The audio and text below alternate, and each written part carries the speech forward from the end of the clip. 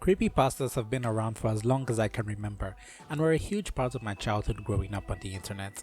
As a kid, I never really got the chance to watch a lot of horror movies, so horror was still something that was fairly new to me. I only ever really started using the internet when I was around 12, and even then what I could do with the internet was fairly limited. That was until I came across creepypastas.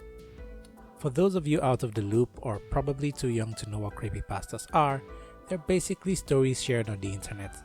The stories are all user generated with the author often narrating the stories in first person to give off a feeling that they actually did experience these events in real life, some of which throw in accompanying images to help sell the experience and act as proof. And while many of them have started out as stories, as time has gone on they've evolved into other mediums like fan games and even movies.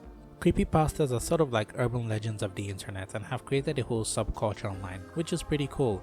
Though nowadays they've declined in popularity, their cultural impact can still be felt in lots of other horror related stuff.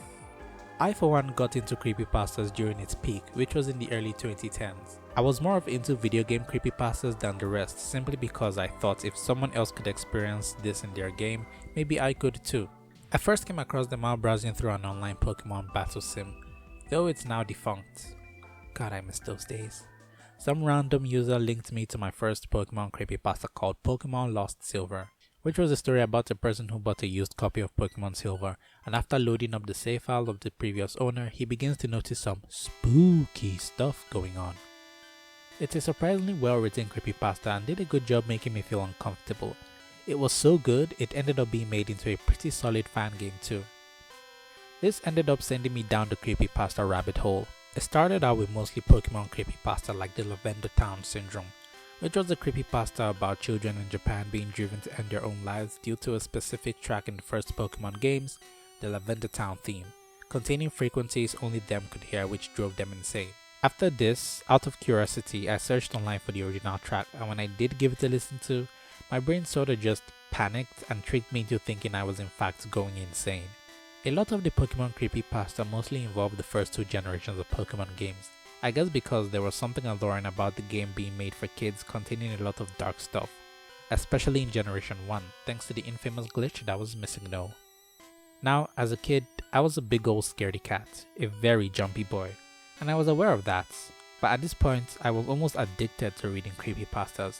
I read pretty much everything under the sun, from sonic.exe, Ben Drowned, Tails Doll, and to the more non-video games ones like Jeff the Killer, Squidward Suicide, and Suicide Mouse.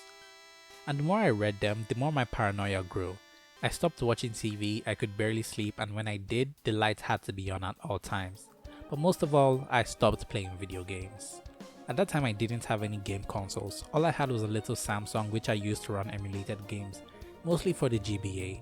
But after my paranoia hit, I immediately deleted all my ROMs as well as whatever game I had on my phone, because I thought that would save me from whatever spooky entity that would try to trap my soul forever.